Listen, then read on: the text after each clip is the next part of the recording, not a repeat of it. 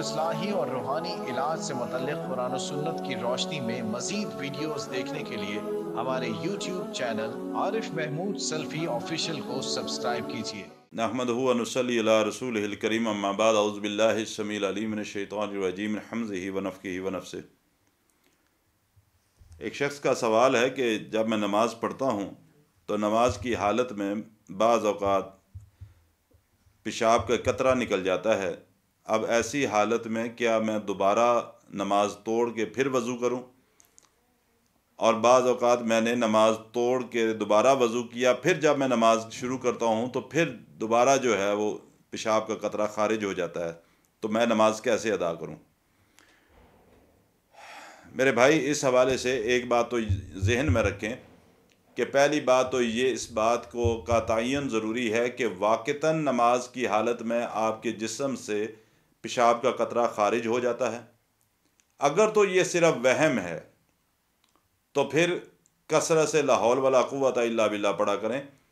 रब्बी औज़ु बिका मिन हमाज़ाति शयातीन व औज़ु बिका रब्बी अन यहज़ुरून, इसको पढ़ें, मुअव्वज़तैन पढ़ें और इस वसवसे को झटकने की कोशिश करें। वसवसा किसी को भी आ सकता है, नमाज की हालत में भी आ सकता है। नमाज की हालत में भी अगर वसवसा आए तो जिस हालत में भी हो, नमाज की जिस हालत में भी हो, उसी हालत में औज़ु बिल्लाहि मिनश शैतानिर रजीम पढ़ के अपने बाएं तरफ 3 दफ़ा थुतकार दें और अपनी नमाज को जारी रखें। एक बात। दूसरी बात, अगर वाक़तन कोई ऐसी बीमारी लाहक है कि जिसमें मसाने से पेशाब का कतरा ख़ारिज हो जाता है, उसका लिए ज़रूरी है कि पहली बात तो ये कि नमाज से कुछ वक़्त पहले वाशरूम जाएं और आराम सुकून से वाशरूम से फ़ारिग होकर अच्छी तरह तहारत करें।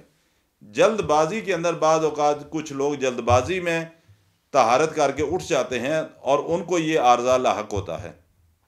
इसके बावजूद अगर आपको इस चीज़ का अंदाज़ा है कि ये सारी चीज़ें करने के बावजूद जब मैं नमाज़ पढ़ता हूँ तो मेरे जिस्म से कतरा निकल जाता है पेशाब का, तो उसका फिर हल ये है कि आप माज़ूर हैं, जिस्मानी तौर पे आप माज़ूर हैं, आपको आर्ज़ा लाहक है।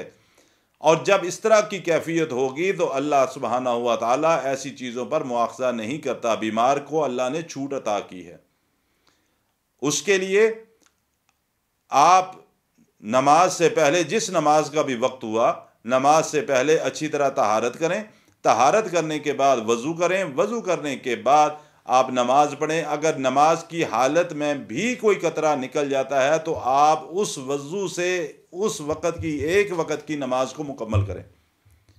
हाँ, मिसाल के तौर पे आपने ये ज़ोहर की नमाज में किया, बाद औक़ात इंसान का वज़ू आम हालात में कायम रहता है और असर का वक़्त हो जाता है, तो उसी वज़ू से वो असर की नमाज अदा कर देता है। लेकिन जब इस तरह का आर्ज़ा लाहक है जो मैं अर्ज़ कर चुका हूँ, तो वो एक वज़ू से एक वक्त की नमाज पढ़ ले। ज़ोहर का वक्त है, वज़ू किया, वज़ू करने के बाद वो ज़ोहर की नमाज पढ़े। जब असर की नमाज का वक्त हो, वो दोबारा बैतुल खला से फ़ारिग होके तहारत करने के बाद फिर वो वज़ू करके फिर वो असर की नमाज अदा करे। यानी वो इस तरह हर नमाज के साथ वज़ू कर ले। बाकी मेरे भाई, ये आपकी बीमारी है और इस बीमारी के अंदर अल्लाह ताला ने आपको रुख़्सत अता की है। आप इस तरीके से नमाज को मुकम्मल कर लें, ना कि बार बार नमाज तोड़ के फिर तहारत करें, फिर वज़ू करें, फिर आएँ और फिर आपको नमाज तोड़नी पड़े। ये तरीक़ाकार दुरुस्त नहीं है। अल्लाह ताला आपको मुकम्मल शिफा अता फ़रमाए और इस परेशानी से अल्लाह आपको निजात अता फ़रमाए।